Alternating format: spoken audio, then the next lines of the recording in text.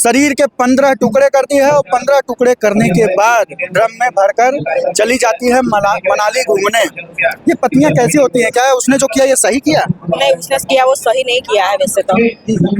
अच्छा, बुरा मत मानिएगा, अगर मुस्कान की जगह आप होती तो कितना टुकड़ा करती? नहीं, मैं कोई टुकड़ा उकड़ा नहीं करती।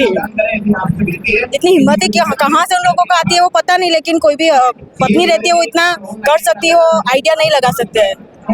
पति बेचारे इतने सीधे साधे होते हैं, पत्नियों के ऊपर भरोसा करके जाते हैं, नौकरी करने जाते हैं, विदेश जाते हैं, बाहर जाते हैं, ये सोच कर जाते हैं कि चलो पत्नी घर में रहेगी, घर परिवार को संभालेगी, बच्चों को संभालेगी। लेकिन पत्नी कैसे इतना घटिया, इतना गलत कदम कैसे उठा लेती है? वो तो कुछ आइडिया नहीं, लेकिन हाँ इतना तो है। लेकिन कैसा होता है कि समाज की कुछ लड़कियां होती है जो अपने पति के साथ खराब व्यवहार करके, जो मतलब ऐसा है कि पति जो है वो परिवार का सोच के गांव से दूर, शहर से दूर जाता है कमाने के लिए कि मेरा परिवार, मेरा फैमिली खुश रहे करके, और पति उनके पीठ के पीछे ऐसे कांड कर देती है। ठीक है, फिर ऐसी पत्नियों के बारे में अपने तो यही बता सकते हैं कि ये लोग जो है वो समाज के लिए बहुत बड़ा दबाव होता है।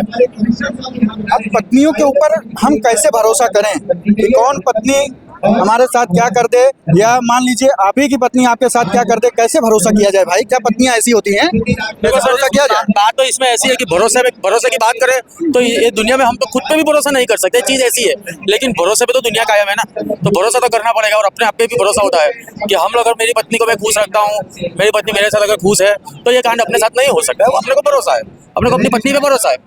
अच्छा, एक मान लीजिए साहिल की जगह आप होते तो क्या करते?